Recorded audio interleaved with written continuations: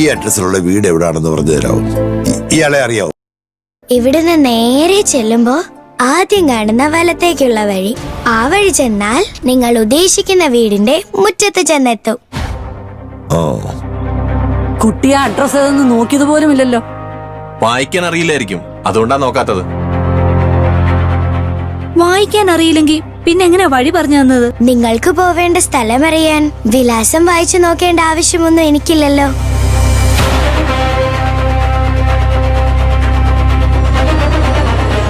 നിങ്ങൾ എവിടേക്കാണ് പോകുന്നതെന്നും എന്തിനാണ് പോകുന്നതെന്നും എനിക്ക് നന്നായിട്ടറിയാം.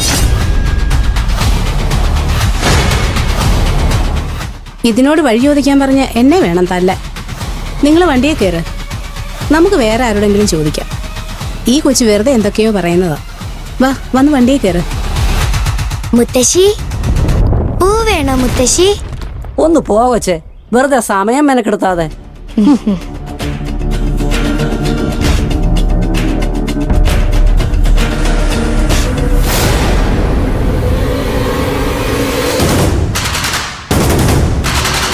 നിങ്ങൾ ഉദ്ദേശിക്കുന്ന സ്ഥലത്തെത്താൻ പറ്റും. പക്ഷേ നിങ്ങൾ മനസ്സിൽ വിചാരിക്കുന്ന ഒരു കാര്യവും നടക്കാൻ പോകുന്നില്ല, അതുറപ്പ്.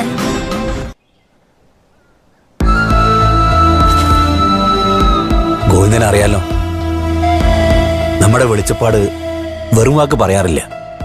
ഒരു നോട്ടത്തിൽ, ഒരു വാക്കിൽ, എന്തിന് ഒരു മുരൾച്ചയിൽ പോലും ഒരു 100 അർത്ഥങ്ങൾ കാണുന്നവനാ നമ്മുടെ വെളിച്ചപ്പാട്. ഉറഞ്ഞു തുള്ളി നിന്ന ഓരോ നിമിഷവും എന്റെ ഉള്ളിൽ എവിടെ നിന്നൊക്കെയോ ഒരു ഭയം ഇരച്ചു കയറുന്നുണ്ടായിരുന്നു. വെളിച്ചപ്പാടിന്റെ ഓരോ വാക്കുകളിലും വരാൻ പോകുന്ന ഒരു വലിയ ദുരന്തത്തിന്റെ സൂചനകൾ ഉണ്ടായിരുന്നോ എന്ന പേടി. എന്താ ഗോവിന്ദ ഇങ്ങനെയൊക്കെ? എനിക്കൊന്നും മനസ്സിലാവുന്നില്ലേ? അല്ലെങ്കിലും ഈയിടെയായിട്ട് ആവശ്യമില്ലാത്ത കാര്യങ്ങൾ ആലോചിക്കുന്നതേ ബാലനൊരു പതിവാക്കിയിരിക്കുക. പ്രായം കൂടുന്നതിന്റെ ലക്ഷണമാണോ ബാല? ഒന്ന് പോടാ. വെളിച്ചപ്പാട് പറഞ്ഞത് നീയും കേട്ടതല്ലേ, അപകടമാണ്, സൂക്ഷിക്കണം എന്നൊക്കെ. 1000 കുട്ടികൾക്ക് അറിവ് പറഞ്ഞു കൊടുത്ത അധ്യാപകനാണെന്ന് പറഞ്ഞിട്ട് എന്താ കാര്യം? വെളിച്ചപ്പാട് പറഞ്ഞതിലെ മോശം കാര്യങ്ങൾ മാത്രം എടുത്തു. ദേവീ കടാക്ഷം ഉണ്ടെന്നും കൂടെ നിന്നോളാന്നും ഒരാപത്തും വരാതെ കാത്തോളാന്നും വെളിച്ചപ്പാട് പറഞ്ഞതിനെ എന്താ ഈ മാഷ് കേൾക്കായിരുന്നത്? അറിയില്ല, ഇപ്പൊ മോശം കാര്യം മാത്രം മനസ്സിൽ തറയ്ക്കുന്നു. ഉള്ളിൽ കാരണമറിയാത്തൊരു പേടി നിറഞ്ഞുകൊണ്ടേയിരിക്കുന്നു. എനിക്കറിയില്ല ഗോവിന്ദ, ഇത് എന്തിന്റെ സൂചനയാണെന്ന്.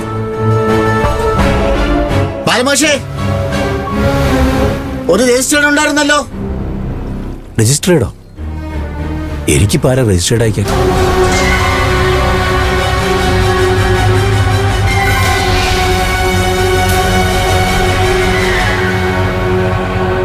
സുപ്രീം കോടതിയിൽ നിന്നുള്ള എന്താ ഓർഡറാന്ന് തോന്നുന്നു. എന്തായാലും മാഷൊന്ന് പൊട്ടിച്ചു നോക്ക്.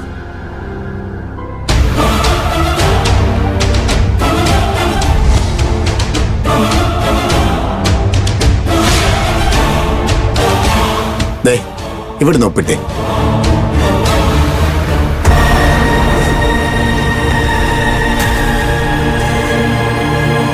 പേടിക്കൊന്നും വേണ്ട മാഷേ, എന്തായാലും നല്ല എന്തെങ്കിലും ആയിരിക്കും. ഞാനെന്നാ പോട്ടെ മാഷേ. ഒന്നടാ, ശരി.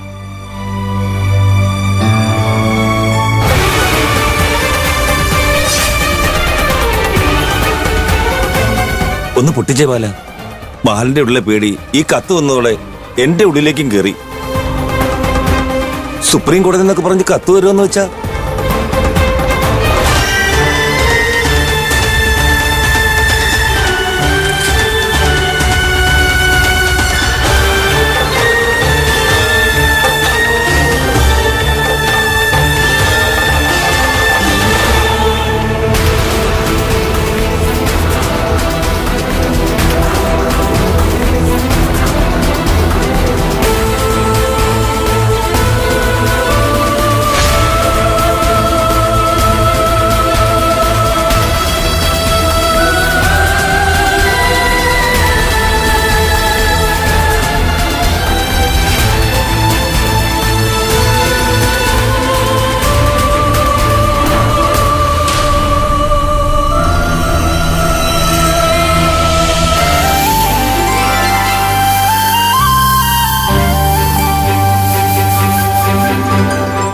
എന്താ ബാല? അതിലെന്താ എഴുതിയിരിക്കുന്നതെന്ന് പറ ബാല. എന്താ?